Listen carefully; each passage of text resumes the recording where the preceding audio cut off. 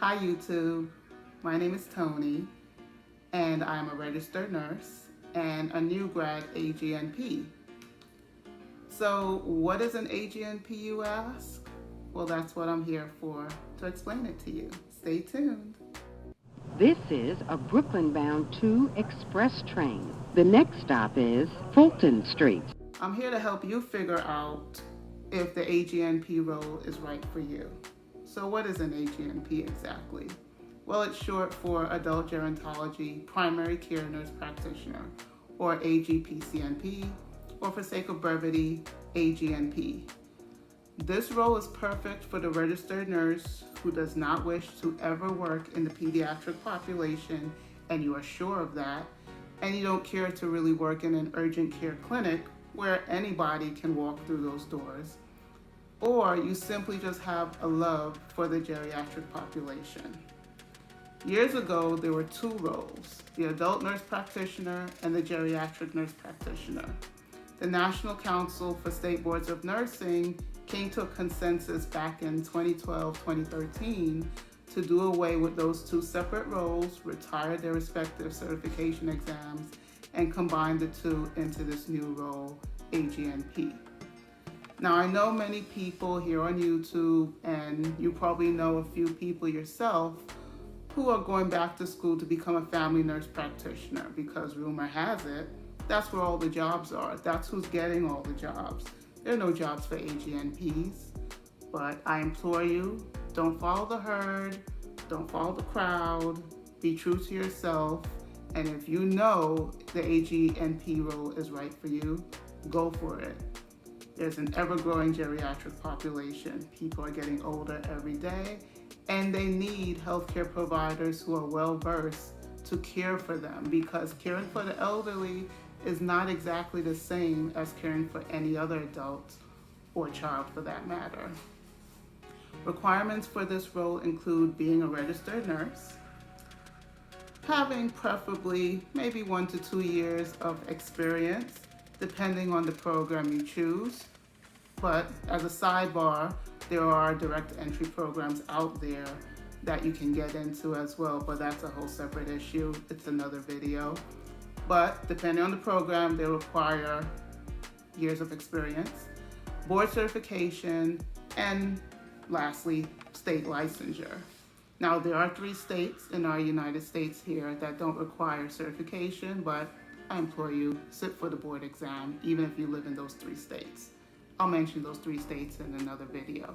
Also, if you have an existing Master's of Science degree in either an existing nurse practitioner role or nursing administration or nursing education or nursing informatics, then you would go on and get your postmaster certificate to receive your nurse practitioner.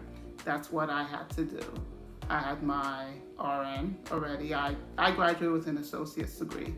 And then I went on to get my Master's of Science in nursing education. And then when I finally decided to go back for my nurse practitioner, I went on to get a postmaster's certificate. Minimum you need to become a nurse practitioner is a master's degree.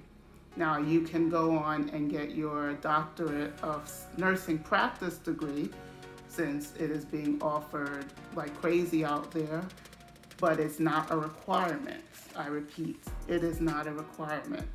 They have been pushing for the DNP to be the entry to practice for nurse practitioners or any advanced practice registered nurse for years now, and they wanted it to be complete by 2015, but here we are approaching 2020 and it still has not come to pass. So if DNP is what you really want to do, go for it, go for your dream, but just know it is not required. Now, there are many programs out there that require you to have a Bachelor of Science in nursing to enter their master's program. But just so you know, there are programs out there that will accept RNs with non-nursing bachelor's degrees. So just do your research and you can find a program that will accept you with your non-nursing bachelor's degree. You need to have a bachelor's degree, but not necessarily the BSN. AGNPs can work in a physician's office, They can work in skilled nursing facilities, long-term care facilities. They can do home visits, like visiting physicians. They can, or they have been known to work in the hospital setting as well. But remember that the training that goes into preparing to be an AGNP or FNP, you are trained to be a primary care provider. You are not trained for the acute care setting. With that being said, it's not unheard of for FNPs or AGNPs to be hired in the hospital setting. But just remember that if ish hits the fan, you were never prepared to be an acute care setting provider. You may have acute care setting experience as a registered nurse, but now you're in the big leagues now. So if you want to be a provider in the acute care setting, please do your due diligence and go for the acute care nurse practitioner role. But I'm just letting you know, hospitals will hire you. No problem. But slowly but surely, I think hospitals are getting onto the whole deal of, hey, these individuals weren't exactly trained, because I know a local hospital here where I reside, they're instructing their FNPs to go back to school or bye-bye. So there is a thing they say about FNPs. They see everyone from birth to death. Well, with AGNPs, we start a little later in life, so we start at age 13 all the way to death. So there you go. That's about all I have to say about the AGNP role. If you have any other questions that you'd like me to answer, leave a comment below. I will gladly answer them.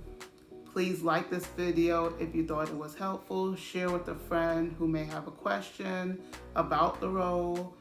And also hit the subscribe button. I'd love to have you be part of my family here on YouTube. That's all, folks. Take care. Be blessed. Bye. Stand clear of the closing doors, please.